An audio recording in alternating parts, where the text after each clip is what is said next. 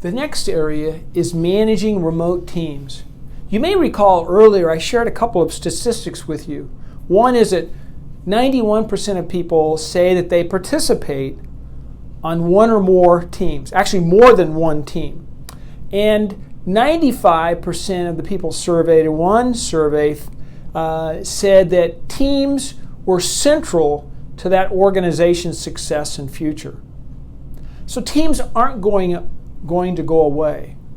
But the whole notion of remote teams is something that has become vogue, if you will, for a variety of reasons, but will continue to be a part of our reality as being leaders in our organizations. And so how can you lead more effectively those teams of yours or team members that are remote? So when we have a remote team member, that means that they're working somewhere else. Sometimes it may be in our own city, they just don't come to the office. In other instances, they may be clear across the United States or in another country.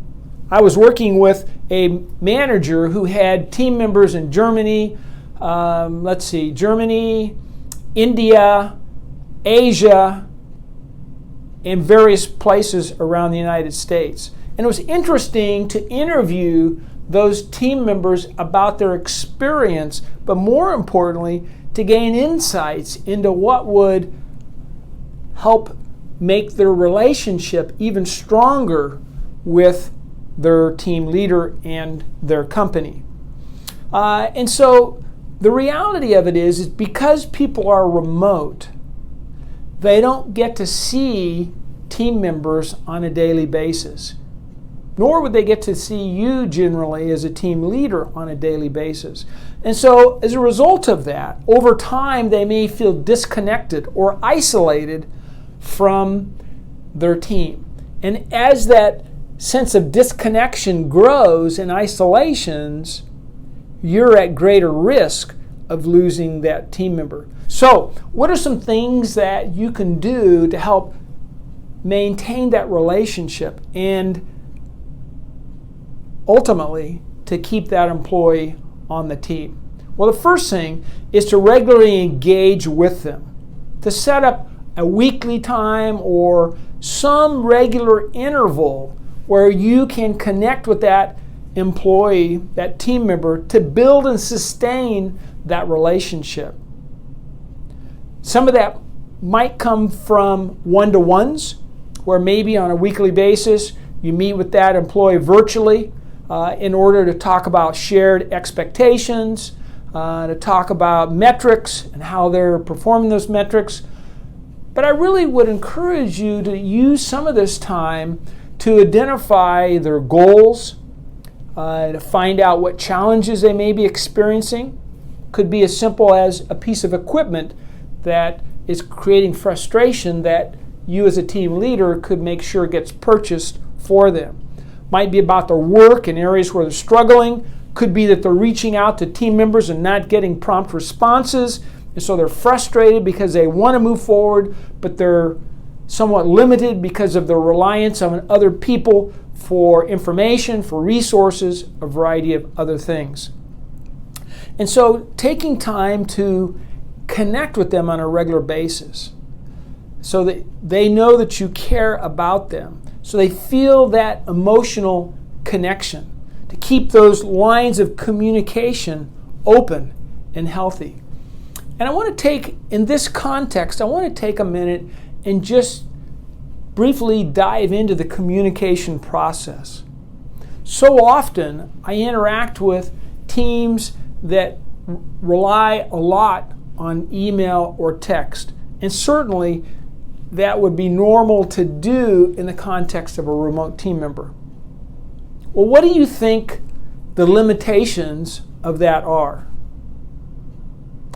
Well, one of the limitations is to understand the communication process. A study some years ago at UC Berkeley found that the most important aspect of communication was body language. In fact, they found that contributed to 55% of the communication process. The next largest chunk, somewhere around 38%, hinged on voice inflection. And just the ups and downs of that voice inflection during the course of the communication. And finally, only 7% hinged on the actual words that were used. And so what's really important here is to take into consideration the nature of the conversation with that remote team member. There are times when, due to the nature and criticality of that conversation, having a conference call, maybe even making an exception or making arrangements to meet with that person in person may be relevant. There may be other times when a phone call is sufficient. With a phone call, we have both words in voice inflection, and it's real time. And so that significantly enhances the communication process over and above written emails, text, things of that nature. So taking time to consider how important is this and what would be the most important channel to use to engage in that conversation or communication. The next thing is to keep that remote team member connected with the rest of the team. How do you do that? Well, some ideas might be to engage the team in a conference call on a regular basis where this individual, this remote or various remote people can engage in the conversation as well. So they're interacting real time with their team members. Another really good idea is a buddy system where each person that's remote is linked to someone that's on site or linked with another team member, where they have conversations periodically to talk about work, talk about where they're struggling, talk about things that would help them to be engaged and in meaningful connection as team members. And so that whole notion of a buddy system is really being intentional about connecting people with an organization. The third thing would be celebrations. Taking time to celebrate birthdays, work accomplishments, and doing that in a fashion that everybody on the team participates in real time, be it via Zoom or some other conference platform or a conference call, something of that nature. And then the fourth idea that I would throw out there was taking time to talk about values and their application. This is particularly relevant where you have team members that are working in different cultures. There was a significant article some years back that talked about the importance of values in teams that were dispersed in different cultures. And the values serve as an internal guidance system that the employee then interprets how to respond appropriately in the cultural context in which they are working. So if you have team members here in the United States, perhaps in different areas, but in other countries with different cultural contexts, how do they interpret those values in their particular context? So that can be really meaningful input. Another idea would be brainstorming, where we're bringing team members remotely together to brainstorm ideas in terms of how we can be more effective or launch a new product, whatever the particular focus of that team is. Now, it's important to exercise care in the communication process and to incorporate some type of feedback in that communication loop. If you as a team member are communicating something to that remote team member, be sure to take some time and ask for feedback.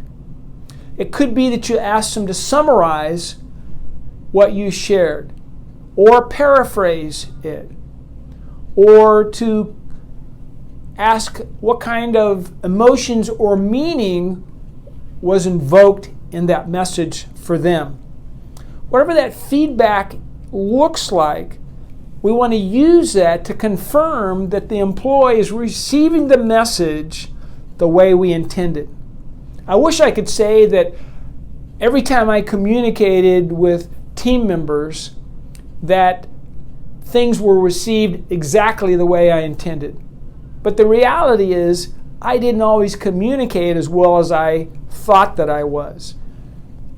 And so taking time to get some feedback to check for understanding, particularly among remote employees. Another key element is to be supportive, to encourage that remote employee to know that you are supportive of them, that you're receptive to the ideas that they have. And obviously that doesn't mean every idea we're going to act on, but being willing to listen to it, to understand the rationale behind it, and then make an assessment, and then circle back and let that employee know what the decision is and why. The last thing is to look for opportunities to engage that remote employee in the decision-making process. Now, that actually applies to all of our employees, but a number of studies have shown that organizational commitment is enhanced when employees are engaged in the decision-making process, particularly around decisions that will impact them. And so taking time to explain the challenge before you and the team and giving them the opportunity to have input really serves to engage them with the team and the organization, but also helps to build commitment. Well, those are the key elements of managing a remote team.